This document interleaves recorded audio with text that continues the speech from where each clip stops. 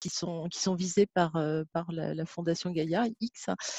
Et après, en fait, exposer en fait les piliers, les principes qui sous-tendent, hein, pourquoi c'est particulier, en fait, qu'est-ce que ça apporte à l'infrastructure et à la donnée de créer Gaïa. Et après, de rentrer également dans le concret de où on en est, comment on avance et comment tous qui êtes concernés, éventuellement intéressés, vous pouvez joindre le mouvement. Voilà, donc les premières étapes, donc c'est plutôt moi qui vais vous parler, mais avec bien évidemment libre interruption de mes camarades Alban et Cédric. Donc Henri-Michel, si tu veux bien mettre le premier slide. Alors, par rapport à ceux qui ont déjà assisté au premier webinaire, peut-être qu'il y aura des répétitions, mais comme tout le monde n'est pas forcément au même niveau d'information, l'idée c'est de rester dans un premier temps sur les grandes intentions.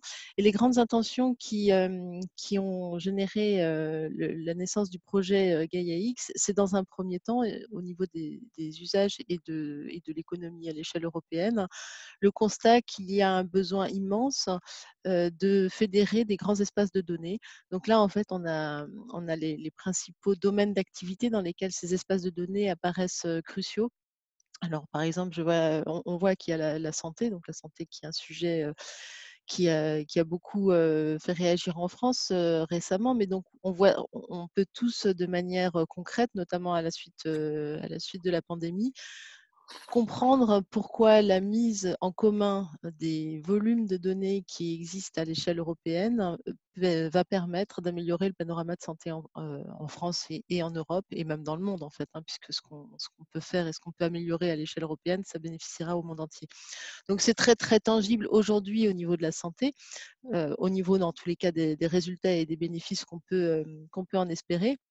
Mais derrière, ce qu'on comprend bien, c'est qu'il y a des difficultés immenses par rapport à cette mise en commun des données, des difficultés qui sont liées à la fois à la nature des données, à leur typologie, à la façon dont elles sont compilées, la façon dont elles peuvent être échangées, traitées. Il y a des sujets autour de leur appartenance. Enfin, on voit bien que, au-delà de la simple intention qui est de partager des grandes volumétries de données pour améliorer donc ce traitement, il faut régler d'abord des questions très pratiques de à qui sont-elles, où est-ce qu'on les échange, comment est-ce qu'on sait qui les a reçus, qui les a échangés, qui y a touché, est-ce qu'on garde une première source de vérité, enfin tous les sujets que les uns et les autres vous connaissez autour de l'échange de la donnée. Et cet exercice dont je viens de vous parler pour la santé, ben, il est vrai évidemment aussi dans le domaine de l'agriculture, de l'industrie, dans les finances qui est un domaine qui en plus subit régulièrement des nouvelles réglementations qui imposent des échanges très sécurisés autour de la donnée. Donc voilà, en fait, c'est donc déjà dans un premier temps ce besoin d'échange qui est à l'origine de la réflexion autour de Gaïa. Et ce besoin d'échange dans un contexte souverain. C'est-à-dire qu'en fait, l'idée derrière, c'est de garder la maîtrise à l'échelle européenne. Alors, garder la maîtrise à l'échelle européenne et dans le contexte de Gaïa, ça ne veut pas dire que tout va être fait et uniquement avec des solutions de type européenne, mais ça veut dire que l'Europe veut avoir le choix, veut se le donner. Et avoir le choix, ça veut dire à côté des leaders actuels du marché, il faut créer et faire monter en gamme et en volumétrie et en visibilité un ensemble de services qui sont fournis par des fournisseurs européens et qui restent sous la maîtrise européenne pour qu'on reste en permanence en capacité de choisir, en capacité de faire valoir nos droits. Donc c'est dans ce contexte-là en fait qu'il faut entendre la souveraineté autour des espaces de données européens. Voilà sur les grands enjeux autour de la donnée.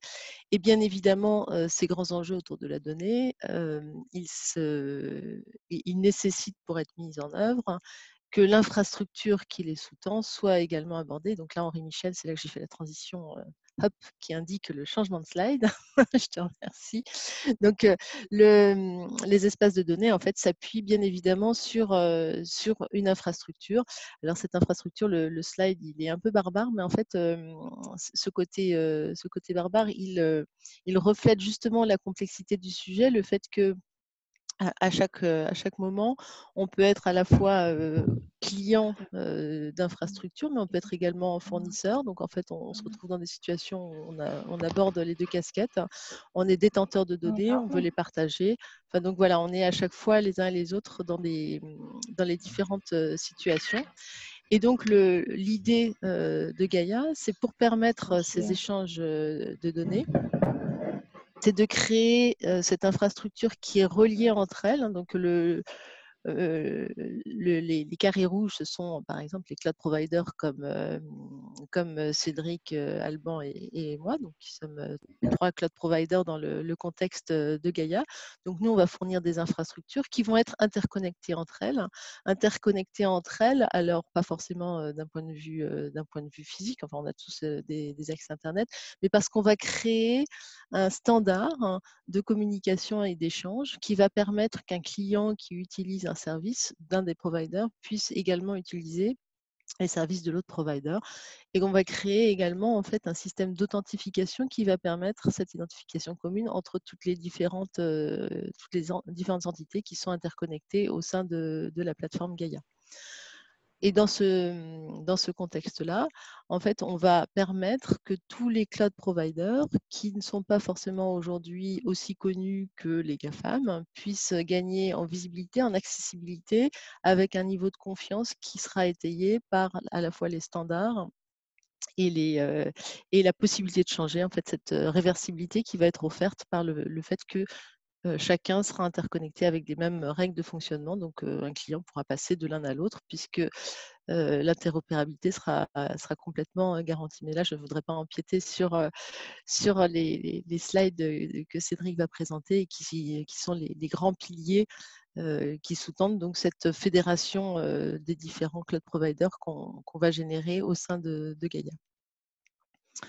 Voilà, je pense que pour décrire les grandes intentions qui sont derrière à la fois ces espaces de données et cette fédération d'infrastructures, j'ai fait un premier tour qui brosse le tableau. Je pense que ce qui est important derrière, c'est de comprendre pourquoi cette interconnexion va être porteuse de valeur pour tout le monde. Et donc, c'est effectivement les règles européennes et les principes qui sous-tendent cette mise en commun que va vous présenter Cédric.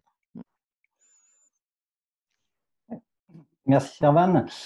Si tu veux bien passer à la slide suivante, Henri-Michel. Donc, en effet, l'enjeu de cet écosystème, c'est bien de faire en sorte déjà de créer un espace de partage et de mettre en visibilité un certain nombre d'offres qui existent, des offres à l'échelle européenne et des offres à l'échelle non européenne, et de pouvoir faire un choix éclairé, comme l'indiquait Servan. Et faire un choix éclairé, ça nécessite déjà évidemment d'avoir une transparence claire sur les services qui sont proposés et sur la manière dont ces services implémentent un certain nombre d'éléments de base que sont quels sont quels sont les critères de localisation évidemment de ces données, comment est garantie la protection autour de ces données, quelles sont les législations applicables à ces éléments. Donc, ces premiers enjeux de transparence, c'est celui qui sous-tend d'une certaine manière le côté promotion de la souveraineté numérique à l'échelle européenne au sein de l'espace GAIX. Maintenant, ce qui est important, c'est vraiment ce que mentionnait Servan, c'est que évidemment, on va mettre en place au travers de ces lignes de transparence un maximum d'ouverture pour que les utilisateurs puissent choisir en pleine conscience les bons services, mais ça ne veut absolument pas dire que ces services vont être limités aux services européens. Bien au contraire, parce qu'un des autres piliers de l'écosystème GaiaX, c'est que pour que ça marche, évidemment, il faut que la richesse des services elle soit extrêmement importante. Il faut qu'on puisse accéder au travers de l'écosystème aux services les plus innovants et qu'on profite au travers de ça pour transformer d'une certaine manière la multiplicité des acteurs et donc des services qui peuvent être rendus de manière souveraine européenne, qu'on transforme cette multiplicité en une force au sein de l'écosystème GaiaX. Et faire ça, ça nécessite d'un côté de la transparence, ça nécessite de l'autre côté d'avoir de l'interopérabilité pour que ces différentes offres elles puissent se combiner facilement et se combiner d'une manière qui soit simple pour les utilisateurs. C'est comme ça qu'on va réussir à vraiment enrichir le catalogue qui est offert au niveau des utilisateurs de l'écosystème. Donc, la capacité d'avoir des offres spécialisées, mais d'avoir des offres totalement interopérables, elle est clé évidemment au sein de l'infrastructure. Ça va amener bah, un côté simplification, les services, la fédération des services au travers de cette interopérabilité au niveau de l'écosystème Gaia-X, elle doit venir avec de la simplification pour les utilisateurs. Si pour utiliser 3 services différents de 3 fournisseurs différents, il faut par exemple avoir 3 identités différentes, 3 formats d'échange ou ce genre de choses, évidemment, ça va pas marcher. Donc, la simplification, le caractère user-friendly, la capacité à intégrer nativement les différents services qui vont être proposés par des fournisseurs différents au sein de l'écosystème, c'est aussi évidemment un élément qui est majeur. Et quand on parle de services, on parle certes de services d'infrastructure, mais on parle bien et surtout presque de services de data. Passer à créer de la valeur à partir des espaces de données. Et au passage, comme on cherche quand même à sous-tendre les valeurs européennes, dont la valeur d'ouverture, on va s'attacher à ce que cet écosystème aussi, il limite les adhérences, il limite les lock-in, en faisant en sorte qu'il y ait des services fédérés, acceptés, qui créent un espace de partage et un espace de confiance qui soit transverse au sein de l'écosystème entre les fournisseurs et les consommateurs. Et si tu veux bien passer à la suivante. Maintenant, une fois qu'on a donné ces grands principes, concrètement, comment est-ce qu'on a commencé? Comment ça s'est fait? Alors, Gaia-X, déjà, à la base, c'est un projet qui avait été initié par nos homologues allemands qui ont travaillé pendant plus d'une année et qui sont ouverts à la contribution française à l'été dernier. Et ça a amené à avoir une vingtaine d'industriels et d'institutions, d'académiques qui ont travaillé en franco-allemand sur ce projet depuis l'automne dernier. Et dans un premier temps, on va dire, on a déjà mis en commun les objectifs qu'on cherchait à atteindre au travers de cet écosystème. Donc, ça a fait l'objet d'un position paper commun franco-allemand qui a été publié en février dernier, qui a été publié d'ailleurs la veille et en coordination avec la stratégie de données publiées par la Commission européenne et notamment l'équipe de Thierry Breton. Et depuis février, on s'est attaché à rentrer un peu dans une seconde phase de transformation de ces objectifs en on va dire en feuille de route sur la manière de faire. Et c'est ce qui a été fait donc, depuis février, qui a abouti le 4 juin dernier lors de la présentation par les ministres de l'économie français et allemand, Peter Altmaier et Bruno Le Maire, à la création, donc à l'annonce de la création de la Fondation Gaia-X. La Fondation Gaia-X, ça va être l'entité de gouvernance en fait, de l'écosystème Gaia-X, avec 11 participants 11 participants français. Au total, sur l'ensemble de ces 22 membres fondateurs, vous avez 11 fournisseurs, vous avez 7 utilisateurs, vous avez deux associations, 2 académiques. Donc, c'est une fondation qui est globalement équilibrée entre les utilisateurs, les fournisseurs, le monde académique et la représentation, également le sponsorship gouvernemental qui aide à maintenir l'ensemble coordonné et vis-à-vis des politiques gouvernementales nationales et de la politique européenne menée par la Commission européenne. Et donc, on est maintenant rentré dans une 3e phase sur laquelle on va décliner un petit peu les principes d'architecture globaux qui ont été évoqués et publiés début juin, ainsi que les grandes règles du jeu qui vont justement être mises en place pour régir cette transparence, cette interopérabilité entre les différents membres fondateurs. Donc, c'est la phase dans laquelle on rentre. Et pour vous la décrire, je cède la main à Alban. Est-ce que vous m'entendez bien? Est-ce que vous m'entendez tout court? Oui, on t'entend très bien. Excuse-moi, j'étais en muet. Merci Cédric. Si personne ne m'entend, ça ne sert pas à grand-chose. Donc, le prochain slide, s'il te plaît, Henri-Michel. Donc, bonjour tout le monde. Donc, effectivement, vous avez bien compris en fait un peu tous les enjeux et les documents finalement sur lesquels on a pu travailler. Je vais revenir juste sur la phase précédente que vient de décrire Cédric. En fait, ce qui s'est passé entre le mois de février et le mois de juin, c'est qu'on a travaillé conjointement sur, j'allais dire, beaucoup de choses. Donc, tous les documents que vous avez vus sortir au mois de juin. Mais il y a essentiellement 2 working streams qui sont assez structurants, qui sont le premier qui a été d'établir ce qu'on appelait des policy rules, donc c'est-à-dire un certain nombre de règles de points de contrôle pour, j'allais dire à tous les membres potentiels de GaiaX qui veulent venir, qui veulent rejoindre, finalement, quelles sont les règles à suivre et quelles sont les règles qu'on veut voir suivre au niveau des services. Là, on parle de sujets très techniques. Donc, il y a 2 sets de règles qui ont été travaillés. Un sur la partie data and software et un autre sur la partie infrastructure. Donc, ces règles portent sur des sujets qui semblent importants en fait dans les valeurs européennes que porte GaiaX. C'est des sujets de protection des données, c'est des sujets de sécurité, c'est des sujets de réversibilité, c'est des sujets de transparence. Par exemple, la transparence eu égard aux régulations extraterritoriales qui s'appliquent sur un service, c'est des choses qui sont relativement importantes. Donc ces règles-là, donc qui sont aujourd'hui disponibles dans un des documents qu'a mentionné Cédric, ont vocation non pas simplement à être déclaratives. Le sujet, c'est pas juste de déclarer sur un site web quels sont les points de contrôle qu'on remplit.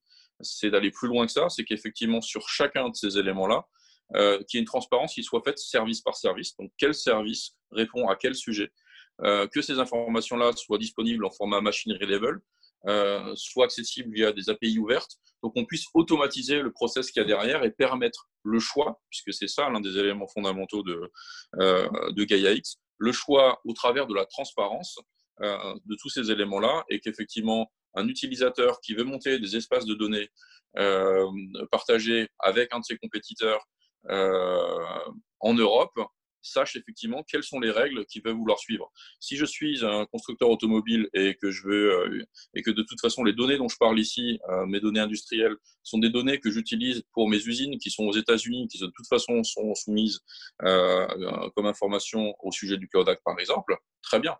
Je n'ai pas de problème à choisir en transparence un service qui est soumis au Cloud Act. Par contre, le même industriel qui opère dans un pays européen uniquement a peut-être une approche différente. Donc on va introduire cet aspect de transparence pour finalement créer le même niveau sur tous ces sujets-là. Et là, on est sur d'autres, mais on est sur des choses plus profondes aussi techniquement, en termes de réversibilité, de protection des données, etc. La deuxième chose qu'on a faite depuis le mois de février, ça a été de créer une équipe pour développer les premiers démonstrateurs techniques qui sont en train de se mettre en œuvre. Et je vais y revenir un petit peu plus tard. Donc, on a ces 2 sets de règles. On a des sets aussi d'architecture de standards qui sont aussi disponibles dans un des documents qui a été présenté par Cédric, justement pour structurer les développements et savoir effectivement comment on va livrer l'ensemble de ces sujets-là, sachant que fondamentalement, derrière GaiaX, le sujet, c'est comment créer la fédération. Parce que vous l'avez bien compris, GaiaX n'est pas un provider de cloud, c'est une fédération de services où tous les providers sont les bienvenus à partir du moment où on respecte ces règles-là. Par contre, il y a un certain nombre de services sur lesquels il faut se mettre d'accord sur comment ça va fonctionner, sur la partie des gestions d'identité, sur comment on gère les catalogues de services, l'autodescription des services, etc., etc. Donc, il y a tout un tas de choses sur lesquelles on se met d'accord et sur lesquelles on avance ensemble et et sur lesquelles on travaille techniquement, opérationnellement, tous les jours sur ces sujets-là. Slide suivante, s'il te plaît.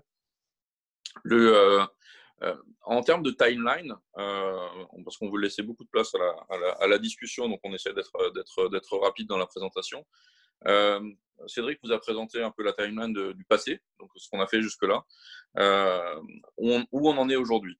Le 4 juin a été annoncée la création d'une entité juridique qui s'appelle GaiaX Fondation, donc AISBL étant la forme juridique puisque c'est une entité de droit belge, AISBL voulant dire Association internationale sans but lucratif. Donc ça a été annoncé, ça a été mis en place par les 22 membres fondateurs, qui ont donc 11 côté français, 11 côté allemand, pour assurer un équilibre, avec un équilibre aussi dans la représentation entre les utilisateurs et les fournisseurs. Donc on n'est pas dans une association de fournisseurs qui se met d'accord sur certains trucs, on est vraiment dans un collectif où on associe tout le monde. Il y a de la recherche publique, il y a certaines associations professionnelles, une qui travaille sur la partie data et une autre qui travaille sur la partie infrastructure. Cette équipe-là, aujourd'hui, travaille déjà à beaucoup de choses, en fait, à structurer les étapes futures. Dans les étapes futures, on est en train de finir les statuts, les bylaws, la structure des fees, etc. Donc, c'est ce qu'on a annoncé le 4 juin. Tout ça sera prêt d'ici le mois de septembre. L'objectif étant qu'au mois de septembre, finalement, toutes les entreprises qui sont intéressées, à partir du moment où elles remplissent un certain nombre de conditions, j'y reviendrai, peuvent rejoindre l'organisation. Donc, par contre, il fallait avoir fini ces statuts-là, les fees, etc. C'est plus simple de discuter à 22, même si c'est déjà compliqué, que de discuter à plus, parce que ça peut être relativement compliqué.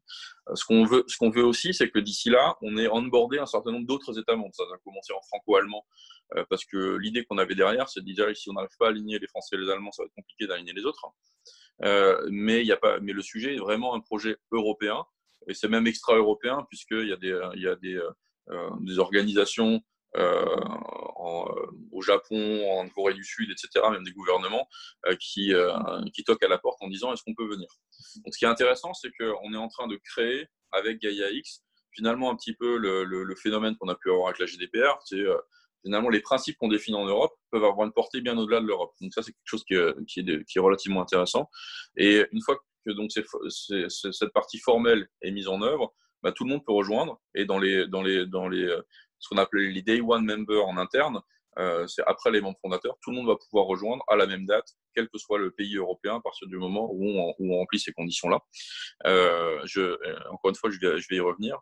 Ce qu'on a prévu de faire, c'est que le MVP, les premières preuves de concept avec des espaces de données mis en œuvre, etc., soient démontrés dans la deuxième partie du mois de novembre, avec des premiers services en production qui sont visés pour le début de l'année prochaine. Donc, c'est ce qui a été annoncé par Bruno Le Maire lors du lancement du 4 juin. Donc, c'est quelque chose qui est extrêmement rapide, compte tenu de la complexité. Après, je souligne aussi que quand on parle de production, il ne faut pas oublier que tous les providers qui sont autour de déjà dans la pièce aujourd'hui et ceux qui vont rejoindre ont déjà des services en production. Donc, la question, c'est comment on adapte ces services-là pour faire partie du groupe. Mais on a déjà des services de niveau production sur ces choses-là. Slide suivant, s'il te plaît. On vous rassure, ça va être le dernier slide de la présentation et après on va vous laisser la place aux questions. Qui peut rejoindre? C'est-à-dire tout le monde, que ce soit des utilisateurs ou des providers, à partir du moment où ce qu'on raconte dans GaiaX fait du sens parce qu'on veut y projeter des espaces de données et construire des choses et faire du partage de données, ou qu'on veuille utiliser des infrastructures, ou qu'on veuille finalement exposer des infrastructures qui sont conformes aux règles de GaiaX dans le catalogue de services, tout le monde est potentiellement le bienvenu dans le groupe. Il n'y a pas de limite. À quelles conditions? La condition, c'est il faudra évidemment remplir le formulaire d'adhésion. Je n'ai pas mis ça dans les slides, mais ça me paraît évident. Dans les différentes conditions, il y a notamment souscrire au position paper franco-allemand qui a été publié le 18 février de cette année, donc qui explique les grands principes sur lesquels on souscrit dedans. Il y a aussi les policy rules, qui est quelque chose de très structurant.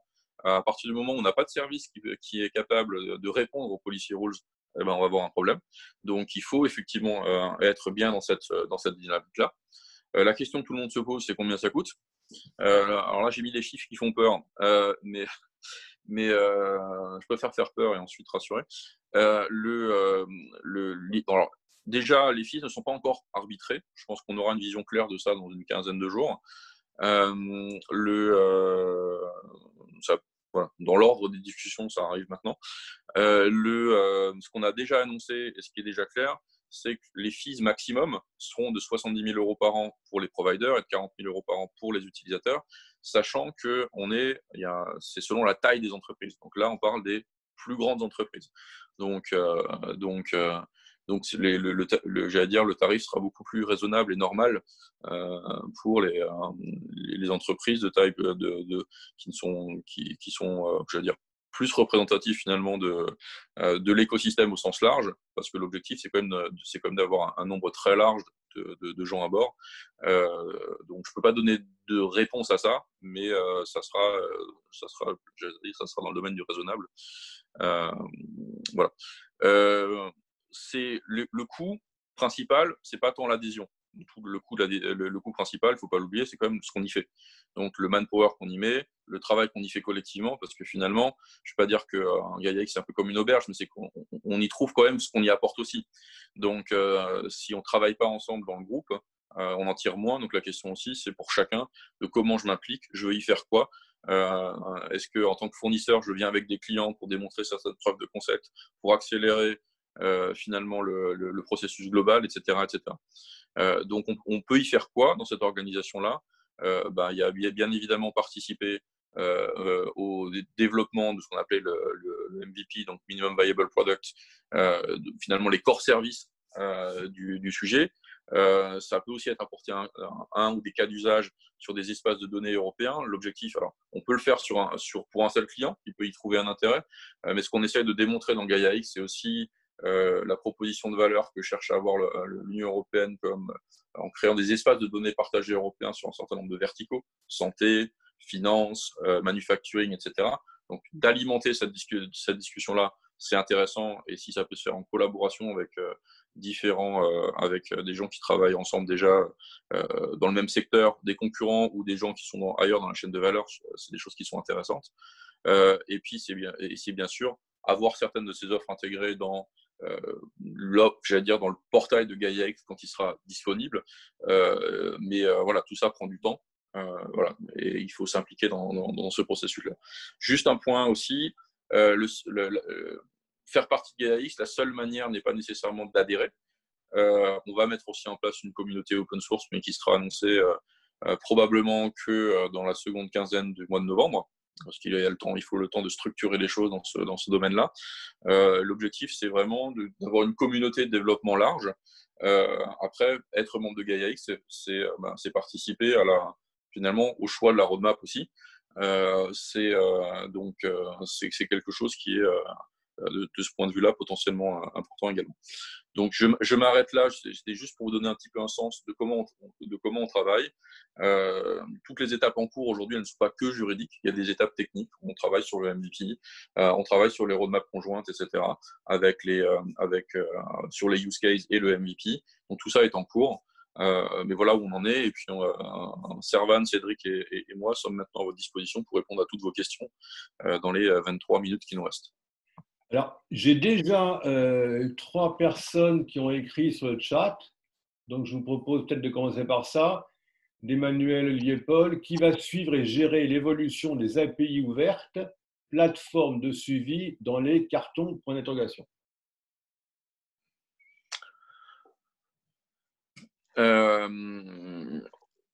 Aujourd'hui, je pense que c'est une question qui n'a pas encore été traitée telle qu'elle est posée. Donc, pour l'instant, on est plutôt dans le stade de développer déjà les core services qui sont les premiers éléments pour s'intégrer dans l'offre. Et on va déjà, j'allais dire, il y a un groupe qui travaille sur la partie description des services, et c'est ce groupe description des services qui va devoir suivre finalement les éléments qui sont liés notamment aux policy rules. Mais ça ne répond pas complètement à la question qui est posée sur l'ensemble des API ouvertes. Et aujourd'hui, c'est un point qui n'est pas encore, en œuvre ou discuté dans le comité technique de gestion du groupe. Je pense qu'on peut indiquer quand même qu'au niveau de la Fondation Gaïa, il y a toute une équipe de permanents qui va être en place, et dans la gouvernance qui va être mise en place, donc il y aura notamment un directeur technique.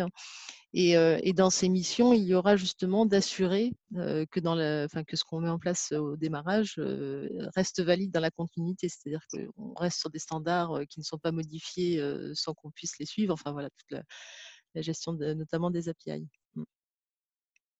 J'ai une autre question concernant. Alors, quid enjeu de propriété intellectuelle et de brevets pour les MVP, création d'espaces de données partagés au niveau européen sur les verticaux, problème de réglementation différente selon les pays de l'Union européenne en matière de données, comment faire face à cette fragmentation juridique et légale? Sur, si je comprends bien la question, c'est sur les différentes réglementations au sein de l'Europe qui s'appliquent aux données quand on va faire un échange dans un espace de données européen. C'est ça le… Oui. C'est bien Enjeu de ça la question? propriété intellectuelle, brevet. Alors, il n'y a pas aujourd'hui une réponse unique à ce sujet-là, parce que ces espaces de données, on est en train de commencer à travailler dessus. Donc, il y a des groupes de travail autour de la donnée, l'espace de données agricole, autour de l'espace de données industriel. Il y a déjà des sujets qui sont entamés, mais on est vraiment dans les préliminaires. Et ce que je décrivais tout à l'heure, on était vraiment beaucoup plus dans l'intention. Alors, il faut quand même savoir que on est à l'échelle européenne, donc on est quand même sur un free flow of data à l'échelle européenne. Donc, normalement, la grande masse légale, elle est portée par l'Europe. Après, quand on rentre dans de la donnée qui a de la propriété intellectuelle, je ne suis pas certaine qu'on soit à ce moment-là dans de la donnée qui va être échangée dans les espaces de données tels qu'on en parle, hein. On est plus dans des data lakes où il va y avoir, par exemple, de la donnée agricole sur des relevés de température qui vont servir éventuellement pour faire des études sur la fertilité du blé, j'en sais rien moi, hein, je donne des exemples très vastes. C'est pas un endroit où on va faire de l'échange de propriété intellectuelle, hein, en fait, Alors, au sens brevet. c'est pas parce qu'on partage les données qu'il n'y a pas de pays, hein. Donc, il y a de l'API derrière. Par contre, juste aussi pour information, dans les membres fondateurs, il y a une association qui s'appelle International Data Space Association, dont le seul objet, c'est de travailler justement sur ce sujet-là, sur comment faire de l'échange de l'échange de données et de partager des données, y compris avec la gestion des règles de propriété intellectuelle qui peuvent avoir cours là-dessus. S'ils sont dans les membres fondateurs, c'est pas tout à fait un hasard. Et donc, il y a un espace de discussion déjà en œuvre. Et ça fait plusieurs années que cette organisation-là travaille sur ces questions-là. Et Gaia-X va finalement porter le déploiement de leurs travaux aussi sur ce sujet-là. Donc, je pense qu'effectivement, en tant que fournisseur d'infrastructure, côté Orange, Outscale, OVH, on n'est pas forcément les mieux placés pour répondre. Mais il y a des gens qui ne travaillent que sur ces sujets-là. Et le représentant de cette organisation en France, c'est l'Institut Mines Télécom. Donc, si c'est des questions qui vous intéressent, on sera ravis aussi de vous mettre en contact directement avec les personnes qui gèrent cette organisation-là en France. Merci. Une question Antoine Pat. Est-ce qu'AWS, Google ou Microsoft peuvent participer à GaiaX? La réponse simple est oui, à partir du moment où ils remplissent les mêmes règles que tous les autres. Il n'y a vraiment pas de limitation aux acteurs non européens. La seule base, c'est respecter les règles qui sont fixées. Ok, merci. Encore une fois, je rappelle les règles, hein. Il y a des règles sur les ambitions collectives du projet, sur la réversibilité, la protection des données, la sécurité, la transparence. Après, à partir du moment où ces choses-là sont claires, tous les acteurs peuvent rejoindre, qu'ils soient américains ou chinois ou autres. Autre question. Autodescription des services, 2 points, un mécanisme de vérification d'avis. Je pense notamment aux critères indépendance au Cloud Act. Quelle preuve? On va alors alors il y a plusieurs réponses à cette question. En fait, la question c'est le trust qu'on met dans les réponses qui sont données. Sur ce sujet-là, il y a deux choses. Il y a effectivement finalement l'exposition des services qui doivent être faits par rapport à ça. Donc selon les critères, parce qu'il y a plein de critères, il y a des choses sur lesquelles on attend des déclarations de l'entreprise, il y a des choses sur lesquelles on attend un tiers certificateur qui va mettre un tampon. Donc tout ça est décrit dans les policy rules. donc il y a un premier niveau de vérification qui est celui que j'ai décrit, donc qui peut être de l'autodéclaration ou de la third party. Le deuxième élément, c'est qu'effectivement, à partir du moment où il y a un service finalement qui dirait quelque chose qui ne fait pas vraiment ou qui ne correspond pas à ce qu'il dit, il y a un mécanisme de plainte qui va être mis en œuvre.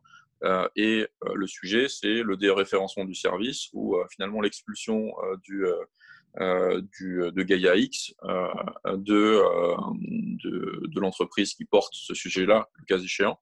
Et le troisième niveau de réponse, c'est qu'on va développer sur le plan technique un mécanisme de trust pair à pair aussi entre les fournisseurs pour dire effectivement tel autre fournisseur, on sait que cet élément-là spécifiquement, ça on peut le certifier que ça fonctionne correctement.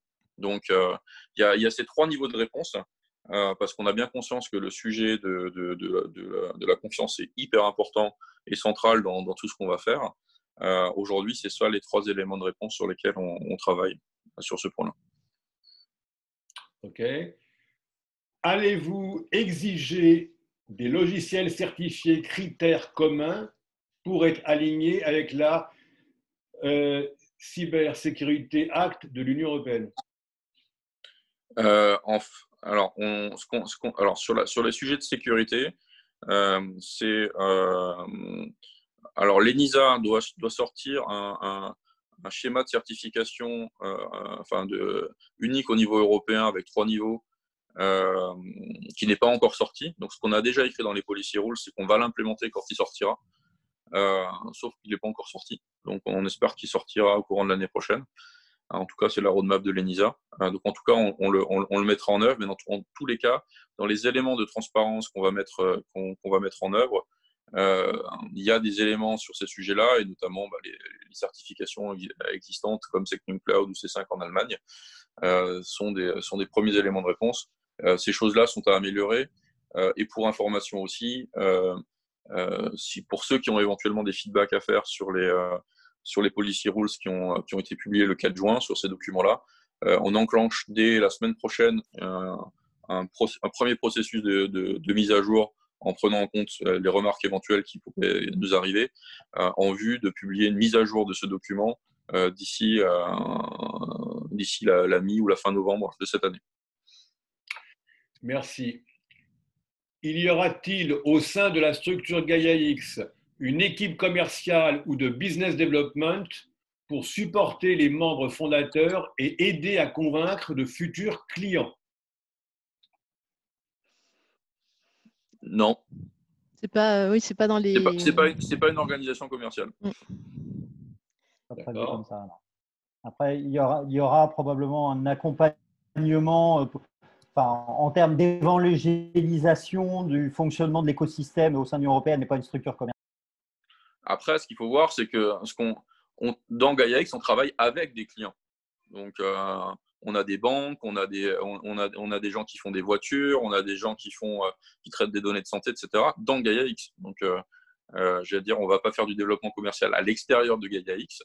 Par contre, le sujet qu'on va construire, c'est comment on ramène des projets dans Gaia X pour accélérer le développement des ambitions de la plateforme. Et donc, on va chercher finalement à faire rentrer des nouveaux membres là-dessus, mais on n'est pas dans de l'accompagnement commercial des fournisseurs qui rentrent dans Gaia X. Au niveau de la gouvernance, qui contrôlera si un membre respecte ou non les principes et policy rules et si un membre doit être exclu? Alors, je crois qu'une partie de la question a été traitée là déjà par Alban. Après, si on complète par l'application, sur le sujet de l'application des règles, la ISBL, donc la Fondation Gaia X, elle va avoir une assemblée générale et un comité d'administrateurs qui vont appliquer les règles, et donc l'exclusion éventuelle des membres est déjà prévue dans les statuts qui sont en train d'être écrits. Après, ce qu'il faut probablement préciser, parce que je pense que c'est ça, si on fait le lien entre différentes questions qui ont été posées, c'est que la constitution de ce board of directors, exactement, ne peuvent être élus à ce board que des entreprises qui ont leur siège social mondial en Europe. Okay. Alors, on a parlé, je crois, d'ENISA tout à l'heure. Je repose la question, peut-être c'est un peu différent. Y aura-t-il des niveaux de conformité à Gaia-X comme dans l'assertif des schémas ENISA? Ça, alors, enfin, ça marche pas exactement comme ça. C'est-à-dire que dans Gaia X, on va déclarer à quel niveau de certification ENISA on est, mais pas, mais on sera pas, il n'y aura pas un niveau Gaia X essentiel avancé. Il y aura Gaia X, et à l'intérieur de Gaia X, on déclarera où on en est par rapport à ENISA. Ok. Alors, le secteur public est au cœur des use cases de Gaia-X et, bien qu'il n'y aura pas de financement direct, comment seront gérées les articulations avec les différents gouvernements en tant que simple client versus utilisateur ou avec un statut différent? Alors en fait là-dessus, c'est des choses qui. Alors, ça sera dans la version finale des statuts, donc c'est des choses qui sont en train de discussions qui sont en train d'être finalisées. Mais globalement, on va avoir à côté du conseil d'administration de l'association, on va avoir 2 advisory boards, un sur la partie business qui sera ouvert notamment à des associations professionnels, etc., qui n'ont pas d'intérêt direct à être membre en tant que tel, et un second qui est uniquement composé de membres, de représentants gouvernementaux ou de l'Union européenne. Donc on aura cette instance-là qui vise effectivement à créer l'articulation avec la politique, puisque le sujet de Gaia-X, c'est que c'est un projet industriel. C'est pas un sujet politique au sens d'administration à administration, c'est vraiment un sujet porté par des industriels sur lequel les gouvernements sont facilitateurs et on souhaite favoriser cette discussion-là. Ça, c'est la première réponse. Après, la deuxième réponse sur la partie opérationnelle, donc finalement un peu finalement les administrations utilisatrices qui ont potentiellement des use cases qui veulent rentrer dans ce type de sujet-là, etc., seront bien évidemment les bienvenus avec leur use case et pourront même devenir membres directs de l'organisation. Une question qui est liée au PKI, je me demande si on n'a pas répondu. Y a-t-il une approche de racine root Gaia-X et une PKI à mettre en place entre les fournisseurs cloud? On va mal répondre à la question. Mais Joker sur ce. On va mal répondre à la question, donc c'est pas. Mais c'est ce que je disais, on est dans la réflexion de quel est le bon mécanisme de trust. Donc après, la manière dont ça va s'implémenter aujourd'hui n'est pas complètement arbitraire. Okay. Mais on réfléchit à un certain nombre de mécanismes, j'allais dire de trust pair à pair, effectivement, par rapport au degré ou à la réputation finalement des membres du groupe vis-à-vis des autres membres du groupe. Ça permet de traiter ces sujets-là. On réfléchit à des mécanismes plus, je veux dire, techniques aussi sur d'autres choses, mais je pense que là, on n'est pas. C'est trop tôt pour nous de répondre à ça. Blockchain pour ce mécanisme de trust, point d'interrogation. C'est partie des options aussi, de la même manière. Aujourd'hui, c'est voilà, c'est sur la table aujourd'hui. Qui sont abordées et regardées. Ok.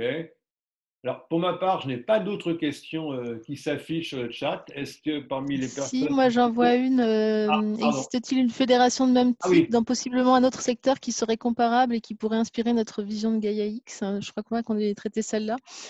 On a évoqué SkyTeam en fait quand on était dans les premières discussions. Après, j'avoue que je ne sais pas suffisamment comment fonctionne SkyTeam pour savoir si c'est réellement comparable.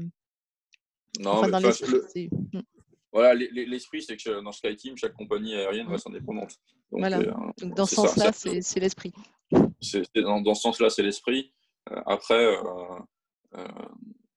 c'est d'avoir une fédération qui veut regrouper les fournisseurs et les clients pour créer des espaces de données partagés pour supporter le développement de la feuille de route de la Commission européenne sur ce sujet-là, etc. Bah là, on est dans quelque chose qui est déjà très large puisque ce n'est pas spécifique à une industrie en particulier, puisqu'on est multisectoriel. C'est compliqué de trouver un truc comparable. Alors, à partir du moment où on est déjà multisectoriel. Est-ce que parmi les personnes qui nous écoutent, il y aura d'autres questions? Vous pouvez utiliser votre micro si vous le souhaitez, ne pas utiliser. Ah,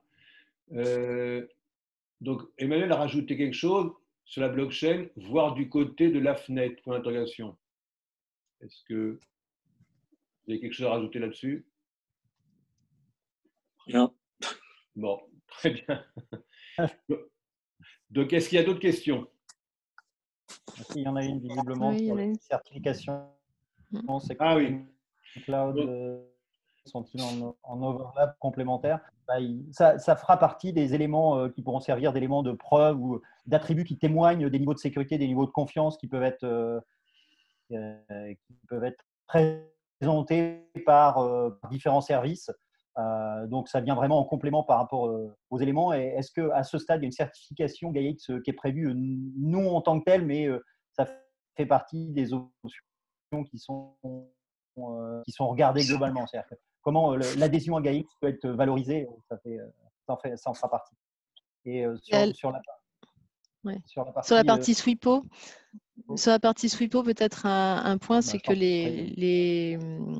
alors peut-être ce serait même Alban qui pourrait le plus en parler, mais ce qu'il faut savoir, c'est que on est tous très impliqués aussi dans la définition des critères de portabilité de SWIPO et que évidemment les critères de portabilité qui font partie des piliers de Gaia sont sur les mêmes bases techniques que les critères de SWIPO. En tant que cloud provider, on n'a pas 150 000 règles à mettre en place pour garantir la portabilité, donc c'est très aligné. En fait, la philosophie, elle va même bien au-delà que de l'alignement, c'est de dire ce que veut faire GaiaX, c'est pas prendre en charge chacun de ces sujets-là, c'est de s'appuyer sur ce qui est fait à l'extérieur, encore une fois, sur la protection des données, la cybersécurité, la réversibilité quand on parle de SWIPO. Donc, la philosophie, c'est vraiment de s'appuyer sur ce qui existe à l'extérieur. Ça, c'est le premier élément. Et ensuite, à partir du moment où il n'y a pas d'éléments sur lesquels on peut s'appuyer à l'extérieur, mais qui nous paraissent importants, à ce moment-là, on les rajoute dans GaiaX. Et il y en a un certain nombre. Et donc, ça peut venir en complément de travaux qui sont faits dans des groupes par ailleurs sur des thématiques qui sont similaires, ou ça peut être sur d'autres thématiques. Donc, on est vraiment dans le sujet on prend ce qui existe déjà, et si on pense que dans GaiaX, il faut aller plus loin sur certains sujets, et ben on va plus loin. Donc, Emmanuel précisait sa pensée. Pour la fenêtre, je voulais dire de voir ce qu'ils font en matière d'interopérabilité dans le domaine industriel.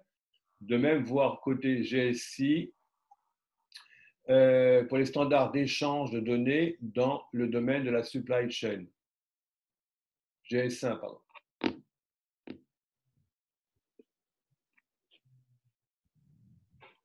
Quelqu'un a quelque chose à dire là-dessus? Non, je pense que c'est surtout une recommandation pour aller voir, voilà. Donc on ira voir. Voilà. Merci pour la contribution. Bon. Parfait. D'autres remarques? Une fois, deux fois, trois fois. 9h59, 9h58, c'est parfait. Servan, Cédric, Alban, merci beaucoup pour votre éclairage. Merci à toi, Henri-Michel. Merci à toi, Henri-Michel, pour l'organisation. Et je vous dis donc bientôt, et on aura certainement des suites à apporter. Il y aura un autre webinar probablement à la rentrée, parce que beaucoup de choses ont été annoncées pendant cette heure, et d'autres choses vont arriver. Et donc, on vous tiendra au courant, évidemment, régulièrement. Merci, bonne journée à tout le monde. Merci, au revoir. À très bientôt, salut tout le monde. Au revoir.